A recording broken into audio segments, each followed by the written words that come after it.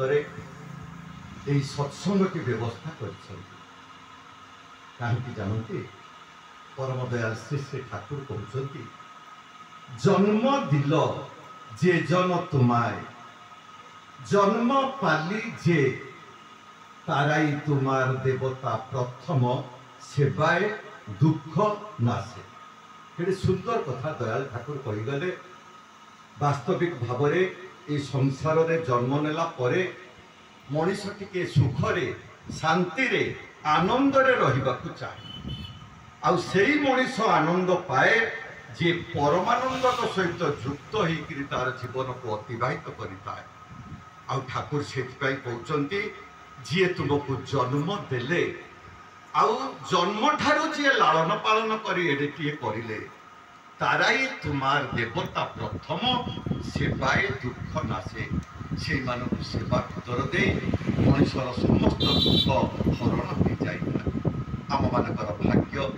आम मानकर पितृपुरुषंकर आशीर्वाद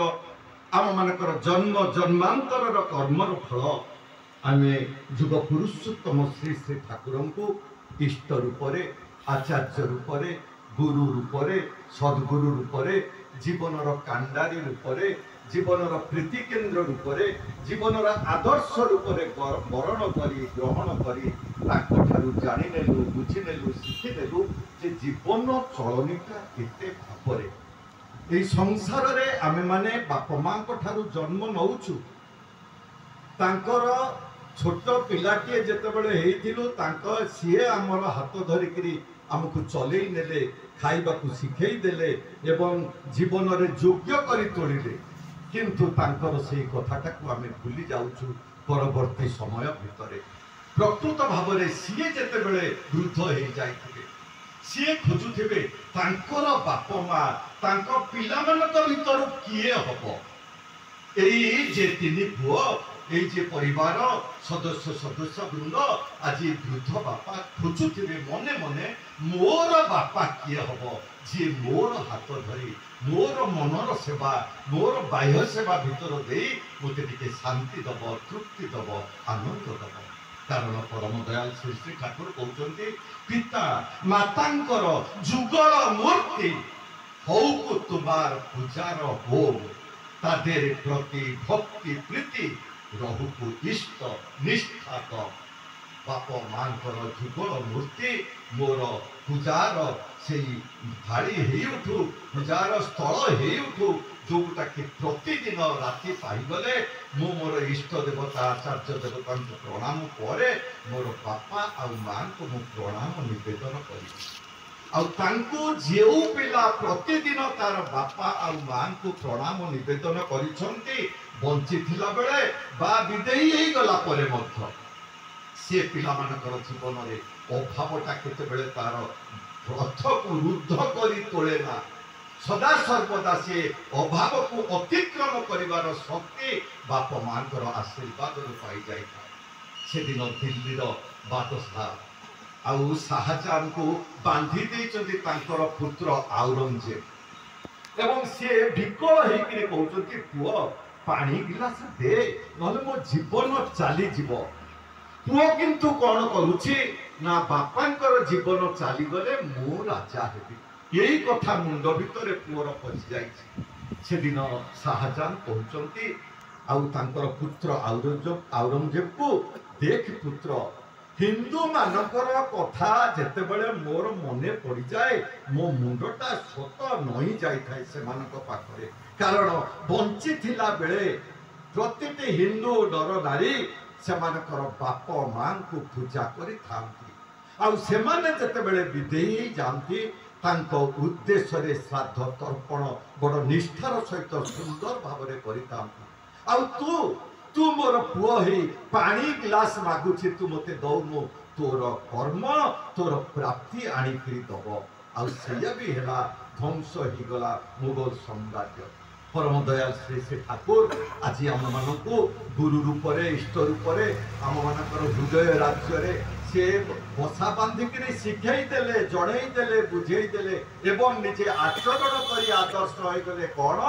ना सत्संग एक भल पाइबार संग आमे माने समस्ते मन रखा दरकार भाई और माँ माने घरे जो झील मैंने माँ मैंने बसी समस्ते मन रखा दरकार सत्संग एक भल पाइबार संग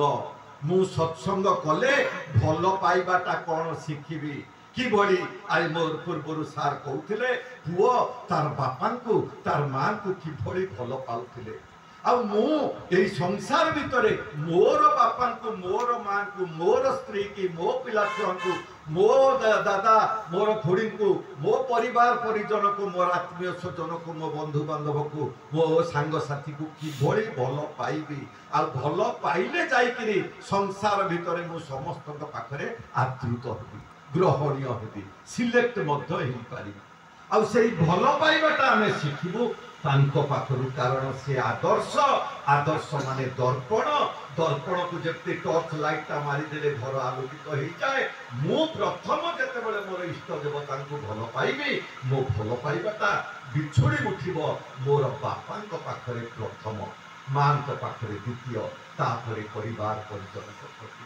आ तांको भल न पाइले मो बापांको भल पाइबाटा तिष्टि रही पारिबो नाही कारण ये संसार कलिजुग आलिजुगर मनीषर स्वभाव है सबु बेले मंदटा को आखियाक को आनिबा मंदटा को पाटी भीतर दे वितरण करबा कहार भल टिकक देखि सह्य करि पारिबा किंतु जे जीवन में गुरु ग्रहण करि जे जीवन में आचार्य को वरण करि चली तांकर मन भितर हृदय भितर चिंता भितर चेतना भितर बोध भितर बुद्धि भितर ज्ञान भितर सब बेले सतटा जो चूल्यमान रही उठिए तेणु से भल पाइबाटा शिखे यही सत्संग भितर तेणु सत्संग एक भल पाइबार संग नंबर 1 नंबर 2 हूँ सत्संग एक मानी चलिबार संग जहाँ ये परिवार भितर आज दृष्टांत हो उठी बापा को माने पिला माने चली परिवार परिजन चली आ परम दयाल श्री श्री ठाकुर कहते जे अनुगति नयक जाते मानी चलिबार बुद्धि जहाँ भितर जोजुल्यमान हो उठिना से झीटीए हो पुओटीए हो से स्वामी हो बा स्त्री हो से पुरुष हो बा नारी हो मानी चलिबार बुद्धि जहाँ भितर प्रकट